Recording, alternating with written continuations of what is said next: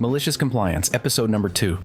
Need my uniform before you will give me my last check? No problem. This is a story from my mom and my grandmother. They gave me permission to post. Quite a while ago, both my mom and my grandmother worked for one of the local casinos. At the time, the casino had a 90-day trial, and then you would get insurance. During the course of them working there during the 90-day trial, the casino switched their policy to 18-month trial before getting insurance. So they then proceeded to find reasons to fire all of their employees who are coming up on the 90-day so that they would not be grandfathered in. My mom knew this was coming because she saw a person after a person who had gone hired a little bit before her get fired for ridiculous reasons. So when she got called in the office the day after, she had to go to the hospital for a severe allergic reaction. She knew what was coming. They marked it as a no-call, no-show because she started having a severe allergic reaction on shift and her EpiPen didn't work. She walks into the office. She's informed that due to her no-call, no-show,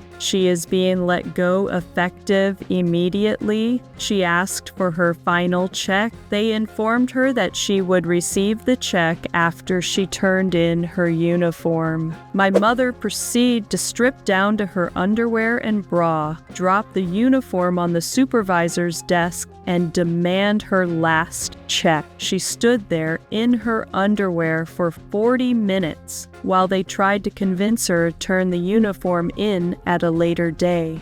Nope, you said I'd get my check when I turned in my uniform. There is my uniform. I want my check. Eventually, they wrote out a check. She then walked out, taking the long route through the casino, saying her goodbye to all the staff and regulars on her way out. So a couple days later, when my grandma had her shift, she knew what to expect because she was coming up on that same time frame. And my grandma proceeded to do the exact same thing. My grandma walked through the crowded casino in her underwear.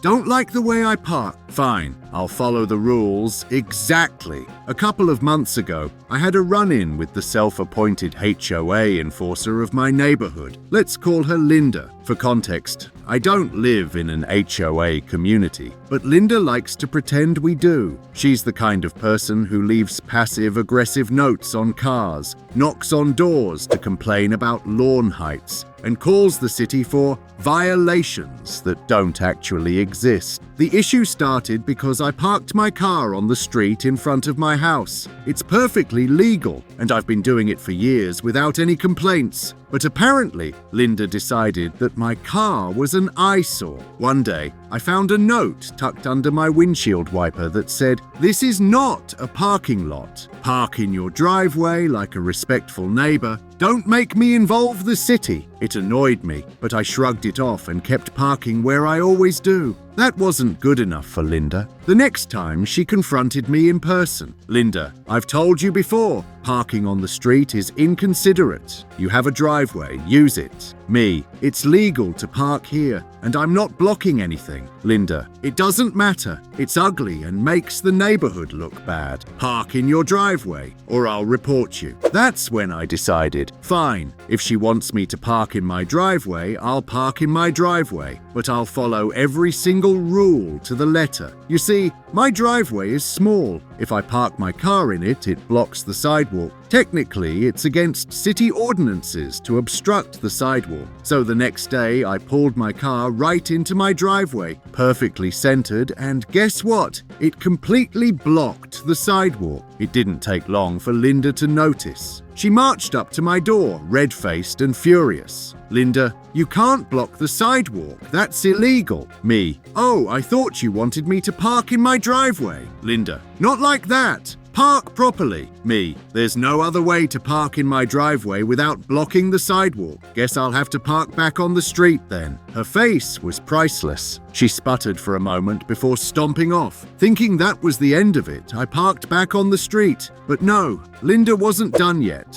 She actually called the city on me. A week later, a city inspector came by. He checked out the situation, saw that my car was legally parked on the street, and told me I was doing nothing wrong. However, he did mention that Linda had made several complaints about code violations in the neighborhood, and they were getting tired of her nonsense. After that, I didn't hear from Linda for a while, until last week when she started parking her car on the street in front of my house. So, I did what any good neighbor would do. I called the city and reported it. Turns out her car was slightly too close to a fire hydrant. She got a ticket. Malicious compliance never felt so sweet.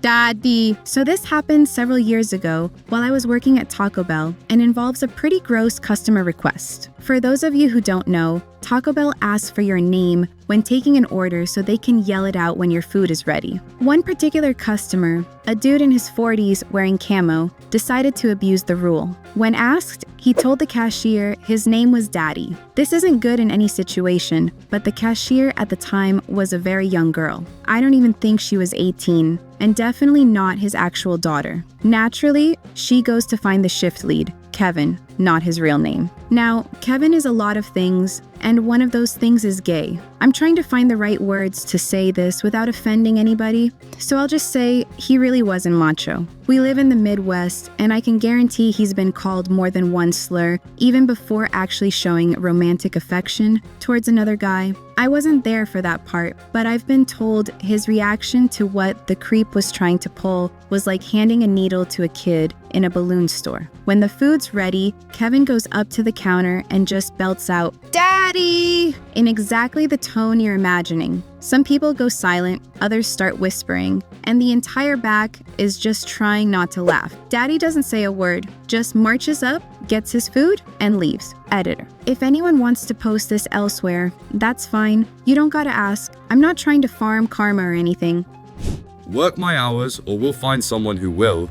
So, there I was, working at a mid-sized IT firm as a software developer. My team had always been pretty laid back, focusing on results rather than the exact hours we were glued to our desks. Our projects were delivered on time, our clients were happy, and our team morale was high. That is, until we got a new project manager. Let's call him Dave. Dave was fresh from a highly regimented corporate background and had ideas about proper workplace management, which basically meant micromanaging everything. He'd schedule unnecessary daily status meetings, demanded we fill out hourly work logs, and insisted that everyone strictly adhere to 9 to 5 office hours with minimal breaks. One day, during one of his infamous efficiency crackdowns, he sent out an email with a new policy that all coding must be done strictly within office hours to ensure collaboration and supervision. This was ridiculous because creative work like coding often requires flexible hours for maximum productivity. But Dave was adamant and he ended his email with, "If you think you can find a loophole, think again. Follow the rules or we'll find someone who will." Challenge accepted, Dave. I decided to comply, meticulously. I coded strictly between 9